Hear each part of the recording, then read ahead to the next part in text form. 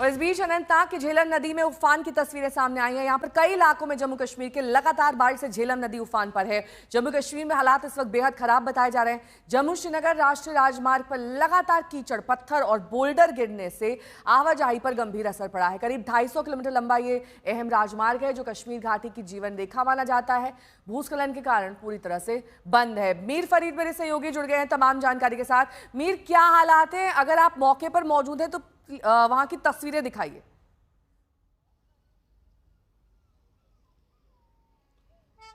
जी नेहा, हम इस वक्त जो श्रीनगर का टेंगन इलाका है, बाईपास साउथ श्रीनगर इलाका है, और सीधा आपको तस्वीरों की तरफ ले जाता हूं। मुजफ्फर को कहूंगा आपको दिखाएगा। ये पहला ब्रीच हुआ है झेलम में। कल से ही लोग में काफ़ी अनिश्चितता थी और सरकार की तरफ से एडवाइजरीज आ रही थी, क्योंकि झेलम नदी जो है अपना फ्लड इवैक्यूएशन मार्क से काफ़ी ऊपर बह रही थी और वहीं दक्षिणी कश्मीर में बारिश हो रही थी, तो ये जो लेवल है बढ़ने की आशंका थी। हालांकि पूरी रात लोग जाग रहे थे। कई लोगों ने जो है अपनी गाड़ियां फ्लाईओवर्स पे रख दी और जो भी 2014 से सीख मिली थी वो अभी करने लगे। अभी पहला ब्रीच हुआ, इसे आप देख सकते हैं। पानी जो है ये शालीना इलाका है और यहाँ से साउथ श्रीनगर के जो इलाके हैं, चाहे जो जहाँ घनी बस्तियां हैं, चाहे नावगाम हो या इस तरफ बडगाम के कुछ इलाके हैं, वहाँ की तरफ बढ़ रहा है। तो प्रशासन की तरफ से एडवाइजरी उनको दी गई है कि आप इवैक्यूएट कर लीजिए, और अभी इवैक्यूएशन चल रहा है। यहाँ पे जैसे आप देख सकते हैं ये कई मकान हैं जो कि पानी में चले गए हैं। हालांकि अच्छी बात यह है कि यहाँ से जो रहने वाले हैं उनको निकाल लिया गया है। उनको रात को ही जो है अलर्ट किया गया था। और ज़्यादा प्रभावित अगर इस फ्लड्स की बात करें तो दक्षिणी कश्मीर का अनंतनाग और कुलगाम ज़िला है, जहाँ कई सेब के बाग और कई जो बस्तियां हैं वहां पानी घुस गया है। लेकिन अभी तक अच्छी बात सिर्फ इतनी कि कोई हताहत नहीं हुआ है, इसमें किसी के मारे जाने की खबर नहीं है। लेकिन लोगों को जो है अभी फिलहाल के लिए बहुत बहुत शुक्रिया इस तमाम जानकारी के लिए आपका। बात मानसून की मार की, क्योंकि पहाड़ों से लेकर मैदान तक कुदरत का कहर दिखाई दे रहा है। दिल्ली में यमुना नदी उफान पर है, जिसके चलते दिल्ली में बाढ़ जैसे हालात हैं।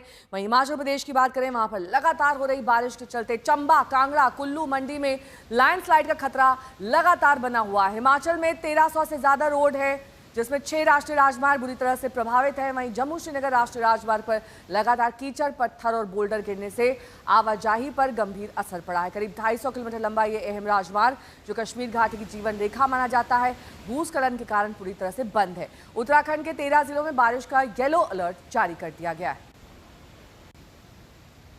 8 तस्वीरें आपके सामने हैं जो बाढ़ बारिश की आपदा की कहानी बयां कर रही हैं।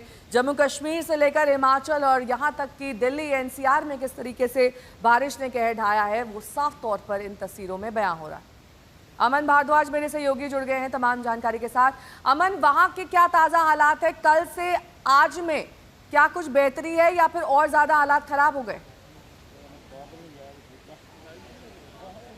देखिए, हालात नेहा बिगड़ते जा रहे हैं, क्योंकि सतलुज है ये मेरे ठीक पीछे, और इसका पानी का जो लेवल है वो लगातार बढ़ता जा रहा है। और पिछले घंटों में, पिछले 10 से 12 घंटों में 2 से 3 फीट पानी यहाँ पर बढ़ा है। इस रास्ते से सबसे पहले हम होकर गए थे, 20 गांव आगे हैं और पाकिस्तान से सटा ये फिरोजपुर का बॉर्डर है, और यही सतलुज पाकिस्तान में भी जाती है। 9 दफा बॉर्डर के साथ क्रॉस होकर यहाँ पर बहती है। लेकिन पिछले 3 से 4 घंटे में कहें, पिछले दिन से कहें, तो यहाँ पर लगातार पानी 3 से 4 फुट बढ़ा है। और भाखड़ा डैम से क्योंकि लगातार पानी छोड़ा जा रहा है, 8 फीट फ्लड गेट्स खोले गए हैं, तो वहीं यहाँ पर हरीके से 3 लाख क्यूसिक पानी छोड़ा जा रहा है। और जहाँ भी आपकी नजर जाएगी, धान की फसल यहाँ पर होती थी, लेकिन अब 10-10 फुट पानी है। एनडीआरएफ की टीम, बीएसएफ के जवान और आर्मी के जवान यहाँ पर तैनात है।